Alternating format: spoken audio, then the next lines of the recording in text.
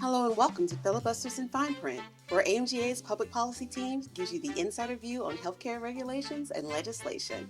Thanks so much for joining us for the latest from Washington, D.C.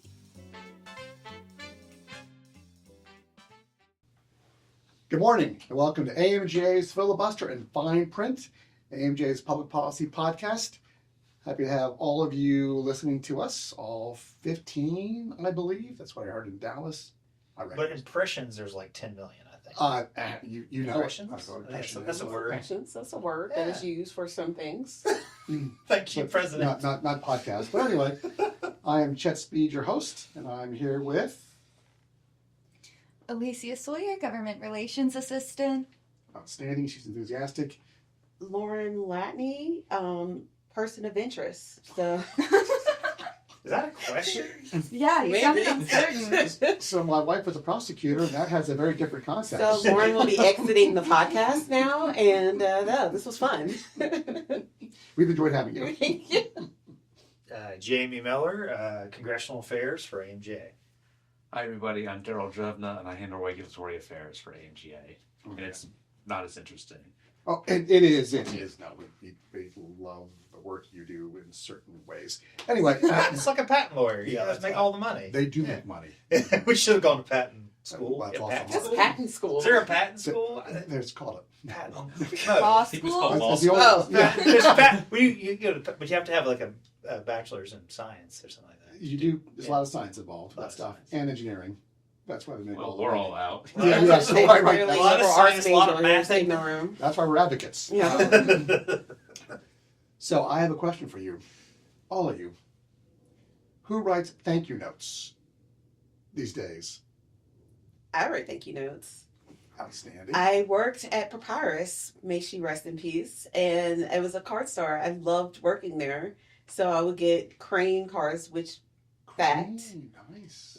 Crane makes our money. We use Crane paper. And so yeah, I would get them at a heavily discounted rate. That's So I have a lot of thank you cards in my desk here and at home. good for you. Yeah. So you're a yes, Miss Sawyer? I've got thank you cards. I write them for Christmas, my birthday. I mean, anytime I get anything. And I've got like stationery with my name on it. It's hot pink. It was a gift. I wrote a thank you note on it. Good. Great. Jamie, you're a Southerner. I write thank you notes for everything. Like my parents just visited. I'm gonna write them a thank you note for coming. But I will say, in business, from the Hill perspective, we have to do emails because it takes like a month to get any kind of thing. True. But I will say that I'm shocked by the people who, if I meet with you, Chet, I'll write you an email saying thank you for meeting and this is what we talked about. And there's not as many people who do that as you think. So So many people ask for follow-ups and then you just don't. yeah. So, there are a lot of interesting different people who mix with the Hill. Yeah. Some of them don't write thank you notes. Yeah. Thank you's work. Yeah, if somebody's taking the time to meet with you. Daryl? Yeah, no, absolutely.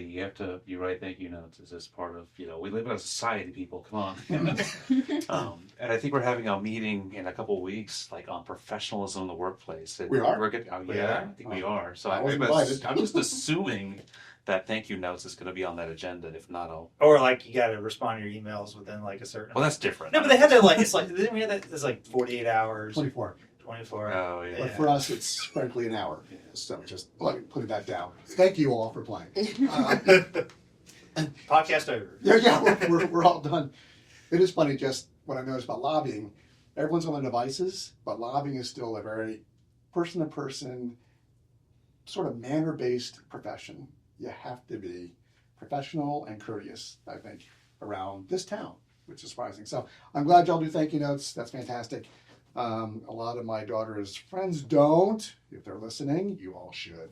Okay, so let's talk. Tone in your Yeah, voice changes a that's- lot. That was a dad tone. Yeah. I picked up on that. So let's talk telehealth in Congress, not in CMS. Sorry, Daryl. We're talking telehealth in Congress. What's going on? I understand the Connect Act was recently introduced. What is that? What does it do? And let's talk about AMJ's work with Congress over the past few years on telehealth, because I think we've had a role. I think the first state of affairs is the telehealth waivers that were started in the public health emergency, site of service, geographic. Those are waived until September 30th, 2025. And those have been things that AMGA has been working on since the pandemic, even before the pandemic. This Connect Act has been the work of the Senate Telehealth Working Group, the House Telehealth Working Group, and they do a lot of things to reform telehealth, but what the major thing is they permanently extend those two waivers I just mentioned. And from the Connect Act does? The Connect Act, Okay, yes, the Connect Act, sorry. So the Connect Act extends those, and those senators we've been working with for years. Brian Schatz from Hawaii, Wicker from Louisiana, Mississippi. Sorry. They're neighbors. They so are it's neighbors, but close. Wicker is always he's a really sharp member, and because he's from a more rural state, I think those members are a little more willing to spend money, and so he's been great advocate as well. But their staff has been working with us for years, so making sure that they hone the legislation so that providers are taken care of and patients, because they're doing a permanent extension so that people like you, an AMGA member, doesn't have to be like, are we going to extend these waivers again and again and again? And so they've been, our advocates for years. Even I know Daryl, when with the CARES Act passed during the pandemic, remember the telehealth working group, they inserted this language and they said we're gonna create this waiver, we're gonna pay for it with hundreds, tens of billions of dollars, and then CMS said, Sure. yeah. I mean, they said sure, but they're like, we're gonna take our time. Oh yeah. It took them a little while to like. Oh yeah. Take a little credit for this, Daryl. Yeah, that's what I was trying to help. We had to. I was like, I gotta write Jamie a thank you note. No, they were. We had to get in there real quick to get them to issue interim final rule, basically on an emergency basis. Yeah. So you put your quarter, and now you got to listen to it. Yeah. They were going to take their time in issuing these regulations, and we're like, no, this is an emergency. You need to put this out now. You need to waive these regulations now, and we were able to get them to act very, very quickly. And get those waivers issued and out the door so our members could start taking advantage of them and they could start providing care. And this was right at the beginning of the pandemic. It was just 2 or 3 weeks after we all got sent home from the office. And the main advocate in the House at the time and currently now is Mike Thompson from Northern California. Really sharp. Wine country. Yeah, wine country. But he has an interesting story about telehealth that he helped it on the California level as well to try to get Medi-Cal and other things when he was serving the state House or state Senate. But he also talked about how in his rural district they had certain populations and also federal prisons who couldn't get access to care, and so they created a telehealth service through the prison system, and he worked on that. So he's been involved in this for 15 years. Can we jump though back into the Wayback Machine and go past COVID to talk about what this was like in terms of telehealth environment before all of these changes went into place? Because I had to remember that this has become so common now with folks, even in the last 6 years, that it's kind of hard to believe that before all of these actions happened during the pandemic, that there was a very limited amount, a very limited narrow scope of how you could get telehealth. One is you had to live in a geographic area that was sort of determined by HRSA, determined whether it was rural enough that you could do telehealth. Mm-hmm. 2, you could not do telehealth from your house. Right. You would have to go to a federally qualified healthcare center and do telehealth there. Or you would have to go to your doctor's office and do telehealth at the office. Is that right? Yeah, that's the originating site restriction. So you had to go into some sort of a healthcare facility and then, call up or have a video conference with a clinician in a different healthcare facility of some. So it was like a facility call. Mm-hmm. It's like, I'm in my PCP's office. I need to talk to this specialist. We can do that. And that's what that originating site restriction is. You can imagine just how limiting that is. And then on top of that, what Laura was saying, that facility conversation has to take place.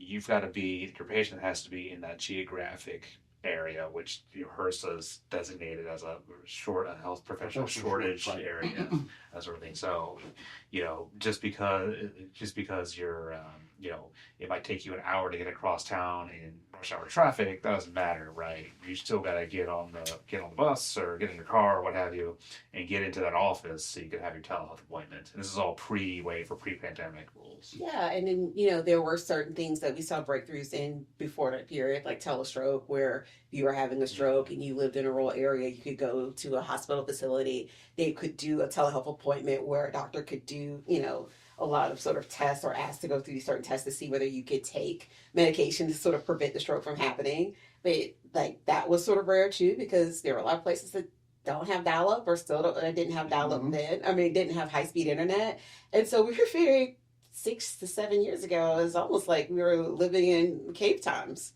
Hugely different. Yeah. Well, even in 2018, we passed a Budget Control Act, which allowed telehealth and downside risk APMs, but alternative payment models like MSSP, Yeah. ACOs, but the uptick was not significant. No one was going to make the investments in this if it Until was you still apply to everybody. apply to everybody.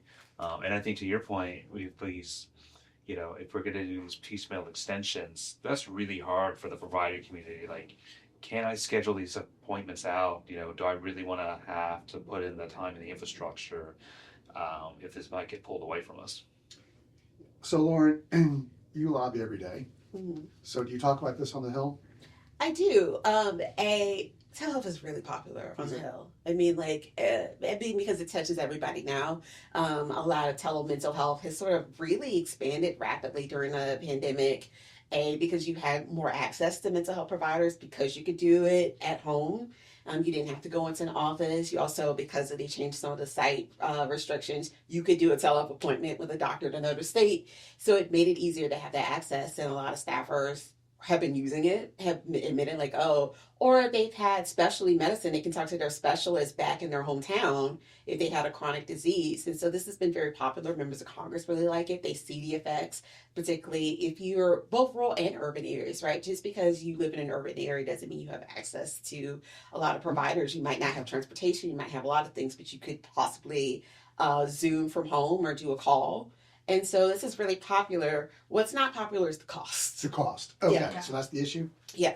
Okay. I mean, to do a permanent extension is in the billions of dollars. And when we are in an era of thinking about budget cuts, thinking about ways we could save money, telehealth is just not going to be on the top of the list for a permanent extension. They will do it piecemeal. We've seen that this year, where telehealth was extended a couple more months. But that's not permanent. And so we're hearing from our members that they're starting to actually sort of scale back on their telehealth outreach, making their patients know that, hey, this might shut down in a couple of months because we don't have certainty here.